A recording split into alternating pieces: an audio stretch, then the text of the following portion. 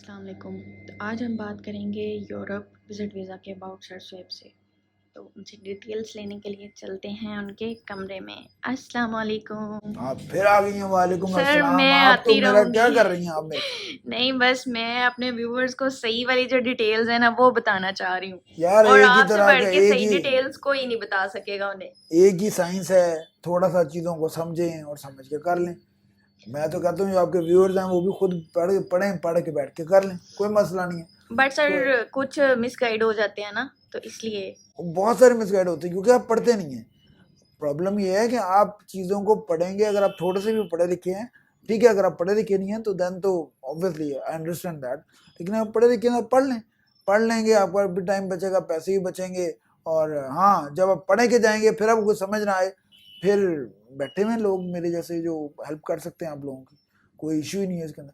आज क्या आपने मुझे पूछना है ये बताएं। सर आज हमने आपसे पूछना है यूरोप विज़िट वीज़ा के about. I the place I dislike the most. मतलब अगर मुझे आप रेटिंग में कहना, यूएस टॉप पे है, कनाडा है, ऑस्ट्रेलिया है, इंग्लैंड है, फिर यूरोप है। तो यूरोप, यार यूरोप के हालात बहुत बुरे हैं। यूरोप इज नॉट लाइक के यहाँ पे लोग पता नहीं सोचते हैं कि हम पाउंड गिरते हैं। कोविड ने यूरोप का हशर कर दिया हुआ है। यूरोप की कमर टूट गई हुई है पूरी तरह से। अब वहाँ पे जॉब अपॉर्चुनिटी वैसी नहीं है। हाँ ठीक है, आप जाएंगे, आप जाके कुछ पैसे कमा लेंगे, लेकिन मेरा ख्याल है कि यूरोप से बहुत बेहतर और बहुत सारे हॉरिजन हैं। कनाडा है, अमेरिका है, ऑस्ट्रेलिया है। बहुत अच्छे अच्छे हॉरिजन हैं और बहुत सारी जगहें हैं। यूरोप जो है इट्स वीज़ा भी उसका मुश्किल हो जाता है एट टाइम्स। और सेकेंडली ये है कि वो प्रेफर बिजनेस कम्युनिटी को बहुत प्रेफर करता है यूरोप वीज़ाज के अंदर। वो आम आदमी को इतना प्रेफर नहीं करता। तो उसके लिए आपको लिंक्स होने बहुत ज़रूरी हैं, स्पॉन्सरशिप लेटर होना बहुत ज़रूरी है। यूरोप के लिए आपको स्पॉन्सरशिप लेटर आप अरेंज करेंगे तो देन ही आपको यूरोप में आपका वीज़े का कोई वेटेज बनेगी। उसकी वजह अमेरिका में you you don't need any sponsorship letter. Canada में कुछ केसेस में you need a sponsorship letter, कुछ केसेस में आपको नहीं चाहिए होता। पर यूरोप में ऑलमोस्ट लाइक 90-95% आपको स्पॉन्सरशिप लेटर चाहिए ही चाहिए। और उसके बगैर आपका बहुत मुश्किल हो जाता है वीज़ा लगना। तो सर मतलब जो न्यूली मैरिड कपल हैं लाइक और जिनको एडवेंचर देखने का बड़ा शौक होता है, कुछ लोगों को दुनिया को एक्सप्लोर करने का बड़ा होता है जी, हम जाएं घूमें फिरें, तो उनके लिए फिर आप क्या प्रेफर कर यार रहे हैं, यूरोप ठीक है या नहीं? नहीं, ठीक है। I mean I am not saying it's bad, but the point is कि आप देखें, अब यूरोप में चंद ऐसी डेस्टिनेशन है जो दुनिया की खूबसूरत तरीन डेस्टिनेशन है। स्विट्जरलैंड है, इटली में बहुत सारी जगह हैं हिस्टोरिकली अगर आप देखना चाहें। ठीक है, उसके बाद आपको इंग्लैंड में बहुत है। England, in fact England is not a part of Europe, लेकिन इंग्लैंड में बहुत सारी जगह हैं हिस्टोरिकली, क्योंकि यूरोप की एक हिस्ट्री है। यूरोप को बहुत लंबा टाइम है। अमेरिका तो सारा 200 साल है, कनाडा इनको कोई ज़्यादा टाइम नहीं हुआ बने हुए। तो हाँ, लेकिन यूरोप की हिस्ट्री है। अगर आपको हिस्ट्री में इंटरेस्ट है, अगर आप वैसे जाना चाहते हैं, गुड टाइम स्पेंड करना चाहते हैं, if you have good money in your bank account, सब जा सकते हैं, कोई तो मसला ही नहीं है। सर यूरोप विजिट वीज़ा के लिए कौन सा वीज़ा अप्लाई होगा? यार इसमें नॉर्मली देखें, यूरोप के लिए तो आपको शेंजन ही लगता है। ठीक है, शेंजन ही लगता है। और शेंजन जो है वो 26 कंट्रीज़ के लिए एप्लीकेबल है आपका। क्योंकि एक कंट्री में जाएंगे, आप किसी भी और कंट्री में जा सकते हैं उससे। Schengen, you don't need anything else. आपका वीज़ा एक कंट्री का लग गया तो आपको बाकी इसमें प्रेफरेबली लोग ये करते हैं कि कुछ कंट्रीज़ हैं जो बड़े मुश्किल हैं, लाइक पोलैंड है, लाइक इटली है, ठीक है, फ्रांस है। ये इतना आराम से वीज़ा नहीं देते, लेकिन बहुत सारे कंट्रीज ऐसे हैं जो बड़े आराम से वीज़ा दे देते हैं। जैसे माल्टा है, इसके और बहुत सारे छोटे छोटे कंट्रीज हैं जो बड़े आराम से वीज़ा दे देते हैं इनका। तो वो प्रेफरेबली आपको उधर जाना चाहिए अगर if you are going to stay.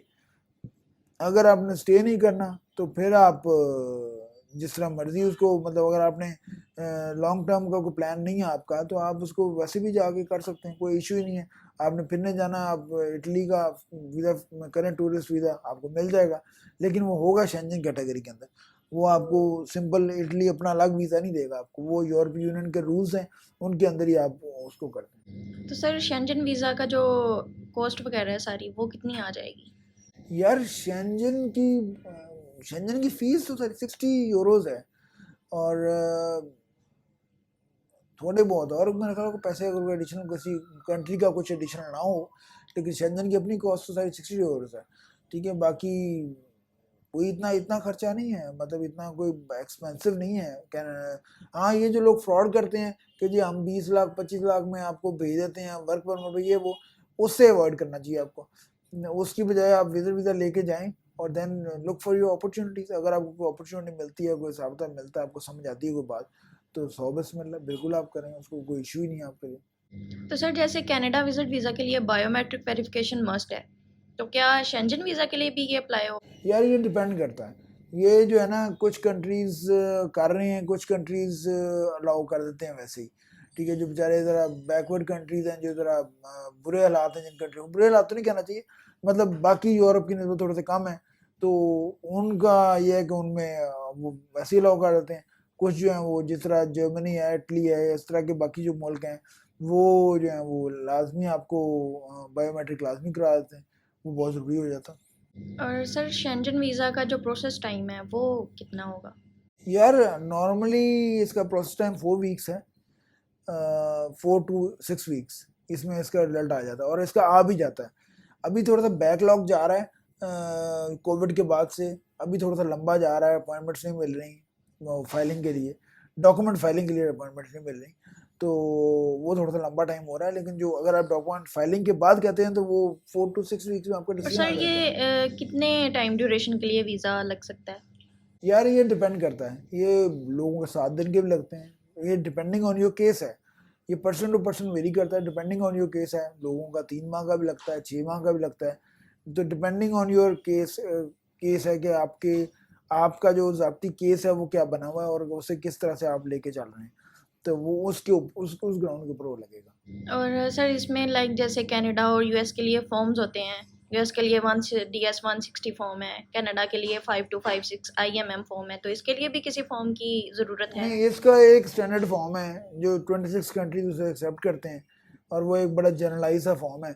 उसको उस फॉर्म में तो है ही कुछ नहीं, टू बी वेरी ऑनेस्ट। अगर आप सिर्फ वही फॉर्म फिल करके भेजेंगे तो आपका वीज़ा रिजेक्ट ही होना है, ठीक है। उसमें है ही कुछ नहीं, ठीक है। वो आपको उसके साथ एडिशनल चीज़ें, एक कहते हैं कि फ़ाइल का पेट भरना होता है, तो उस फाइल का आपको पेट भरना पड़ता है, तो चीज़ों के साथ उसको पूरा केस बना के, ये नहीं होता कि बंदा आया कहा जी 10 दिन में अप्लाई करना, मैं जाना है। If you need to build a profile तो उसे टाइम लगता है, हम चीज़ें डिस्कस करते हैं, उन्हें बताते हैं कि यार ये चीज़ आपकी ऐसे ऐसे है, ये चीज़ ऐसे है, कोई चीज़ फेक नहीं लगानी, फेक लगाई गए आप, ठीक है। और फेक लगानी भी नहीं चाहिए, कोई कोई चीज़ फेक, उसे कोशिश करें जेन्युइन चीज़ों को ही उस तरह से बनाया जाए और उनको ही उस तरह से घुमा फिरा के बात की जाए कि उनकी बात समझ में आ जाए वीज़ा ऑफिसर की, क्योंकि डिस्क्रिप्शन तो अल्टीमेटली उसी की है, ये वीज़ा ऑफिसर। लेकिन हाँ एक मज़े की बात है कि ये जो वीज़ाज हैं ये अपीलेबल हैं, यानी खुदा न खास्ता अगर मैं खुद करता हूँ, खुदा न खास्ता अगर आपकी वीज़ा नहीं लगता या रिजेक्ट नहीं होता तो उस पर अपील होती है, अपील कर सकते हैं आप हर यूरोपियन कंट्री की। सर जैसे शेंजन वीज़ा में 26 कंट्रीज़ का हम विज़िट कर सकते हैं, तो अगर हमने पहले शेंजन वीज़ा अप्लाई किया है तो उसमें से एक कंट्री ने हमें रिजेक्ट कर दिया है, तो क्या फिर हम शेंजन वीज़ा पे दूसरी कंट्री में अप्लाई कर सकते हैं? आपको अप्लाई करने से कोई नहीं रोकता, वो आपका राइट है, लेकिन अब वो देगा या नहीं देगा वो मसला है। तो वो नॉर्मली होता है कि आपका एक बार अगर केस गड़बड़ हो गया किसी जगह से, तो नॉर्मली प्रैक्टिस ये है कि वो दूसरा भी वही एतराज़ लगाया था जो पहले मुल्क में लगाया होता है, तो उसे बड़ा मुश्किल हो जाता है निकालना। लेकिन उसके प्रोज एंड कॉन्स डॉक्यूमेंटेशन चीज़ें बना के फिर उनके सामने केस पर रिप्रेजेंट करना पड़ता है, ताकि, लेकिन अगर आपका हो गया है तो then definitely consult some professional person और प्रेफरेबली लॉयर, जो आपको प्रॉपर बताए कि भाई इसको ऐसे ऐसे ऐसे ऐसे बनाना है, जिसे एक्सपीरियंस हो इस चीज़ के अंदर कि कैसे फाइल का पेट भरना है और कैसे फाइल को बना के लेके चलना है। अदरवाइज बड़ा मुश्किल हो जाएगा आपके लिए वीज़ा वो करना। Okay sir, thank you so much. Hope so कि हमारे व्यूवर्स को सारी डिटेल्स पता चल गई होंगी। अब नहीं आना, बार बार तंग नहीं करना मैं आपके पास बार-बार आती रहूँगी। चलो ठीक है, चलो ठीक है, okay, thank you, thank you. For more videos, please like, share and subscribe our channel.